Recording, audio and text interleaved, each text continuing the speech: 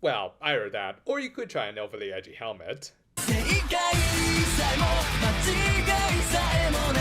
Our 17th episode of the series opened right after Yaiba's big birthday celebration that, as we saw, had some mixed reception.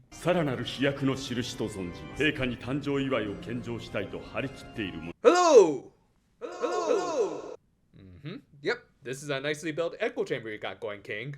Granted, as we see in these episodes, there were parties who genuinely benefited from Yaiba's rule. One of which was Gordy, though after his previous actions, he was just barely holding on to his job. Thus, to regain at least a little favor with Yaiba, he decided to bring in Rivore. Also, gotta love how the once trolly Cornell now had to act as the straight man to the troll superior. Meanwhile, the Sword Eyes of Light had learned from Yabuki that Suo had just kind of been adopted by an upper-class couple named the Chuns while they were making one of their deliveries.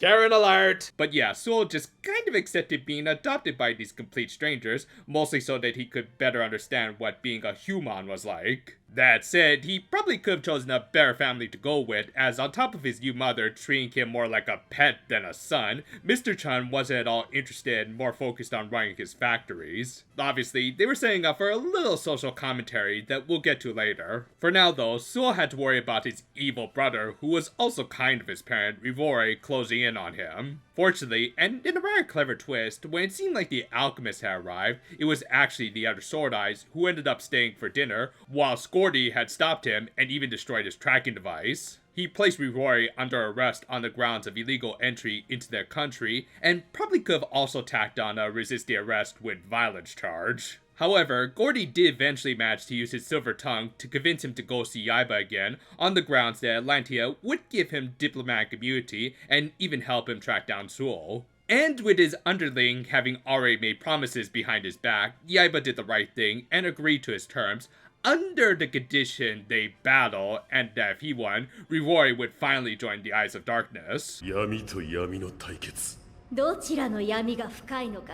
I don't know, maybe the one who could write an edgier fanfiction? It was a decent enough battle between the villains of the show, which is something fairly unique to a card game anime that I do like to see. Of course, it eventually led to a fight between the Key Spirits, which on top of having a really well animated exchange, did also have a good moment where Yaiba rightfully pointed out Rivore's immoral practices of trying to resurrect his late brother. And in the end, he won using his Nega Ninetales' really strong bounce effect to clear Rivore's field and reduce his life to 0. Well, it is a card game anime, so you kind of know what meme we have to go with. It should have been me, not him! It's not fair! But yeah, up until this point, this is just an okay episode, as while that was a unique battle, it was also nothing special, and the stuff with the Sword Eyes of Light was kind of mundane, until... Okay, seriously, how is it this show from 2012 actually has a more mature message than Ultimate Precure? Like, the best part of all of this was how subtly they built up to it. Throughout the episode, Kizaku expressed being uneasy at the Chuns, in particular whenever they were served food. She of course tried to be polite, and probably even ate as much as she could so that the food wouldn't go to waste, but you could also say that she was just silently disapproving of their wastefully lavish lifestyle. A lifestyle that even the new son of the Chun family couldn't fully appreciate, especially in comparison to the lifestyle of the original Sewell, who he maintained the faint memories of. It's another really good commentary about social classes, and a lesson about appreciating the luxuries that we are afforded, which, considering it's coming from the girl who was originally homeless, yeah, it hits all the harder.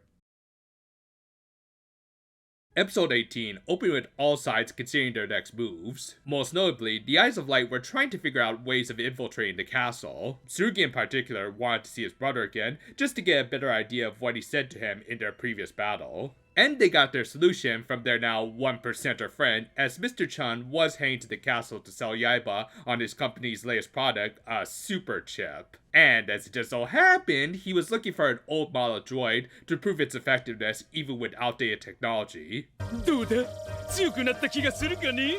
Mr. Chun, is there any reason why there's so much porn on this? Yeah, I'm pretty sure you're gonna avoid the warranty with something like that. Granted, it didn't have any actual effect on Bringer's performance, which would be an issue as they still need to show off its supposed capabilities. Moreover, an old droid like Bringer wasn't programmed for lying, but he could bluff as a card battler, which would be important later. With that, they made their way to the castle, though the Sword Eyes had to get off before anyone could recognize them, and left it up to Brinker and the fact that he would look like any other droid to let them in later. And with that, he put on his bluff act. PKK どんどんで参りましょう。おい、リザーブに来い。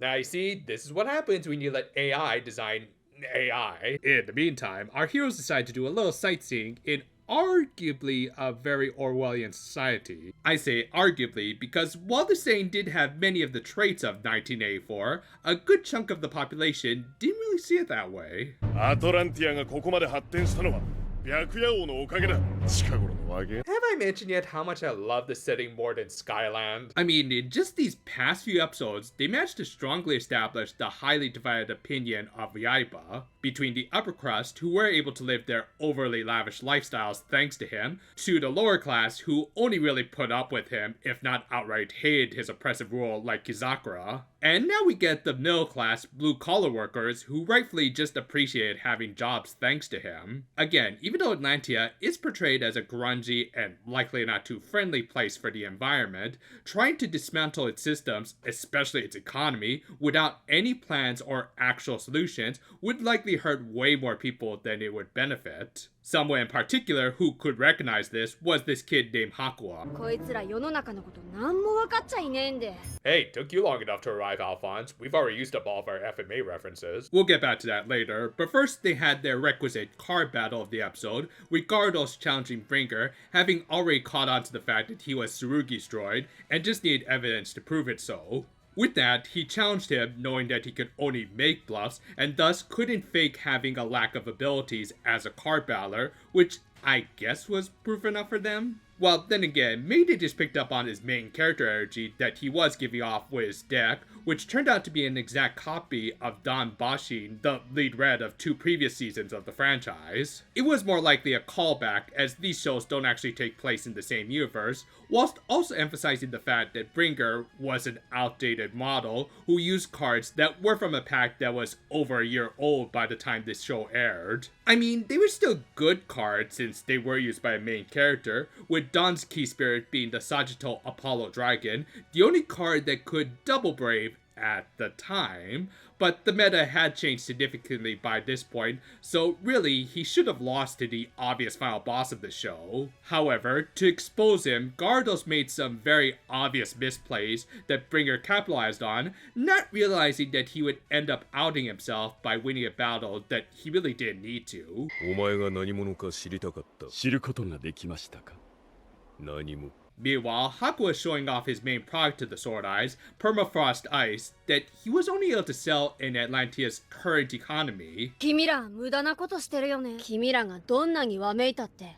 With that, the episode ended not so well for the Sword Eyes, with Bringer being captured, and then being given a reality check through socioeconomics. As I keep saying, the setting of this show is just so well done. To me, these 2 episodes really highlight a previous video that we did about villains and how the settings of the show can strongly correlate with each other. Be it directly or indirectly, they can really highlight one another and can create some imposing obstacles that the heroes have to overcome. Though, aside from a little bit of nostalgia, the fights for these 2 episodes were just kind of there, which honestly, I'm kind of okay with.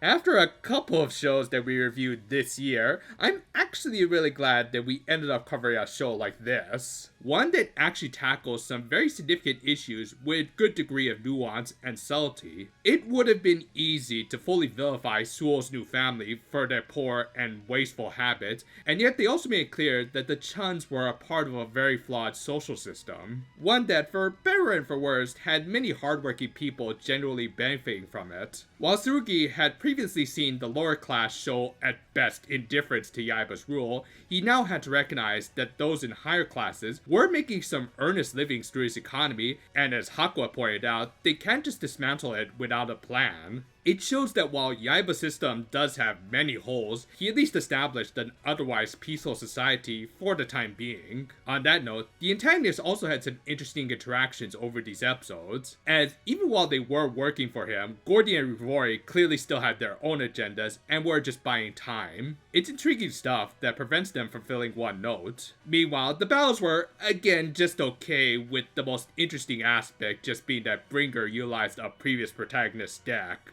Regardless, with a story that actually reads more mature than some other shows I've covered recently, I overall can't really complain that much and can at least say I'm happy watching this stuff. Hope y'all had some happy holidays and maybe even a nice Boxing Day. For me, I just had a nice time with friends and family, and we'll even have more fun this weekend over New Year's. Best part about it is that we don't have to make videos, and no, we're not going to talk about the next Precure series until something less non-leaky comes out. Not that I really have much to say other than, well, wow, this is garbage. You actually like this? Still, do look forward to a new year of videos, and until then though, farewell for now my friends, and if you'll excuse me, I think I'm gonna go finish up those holiday leftovers.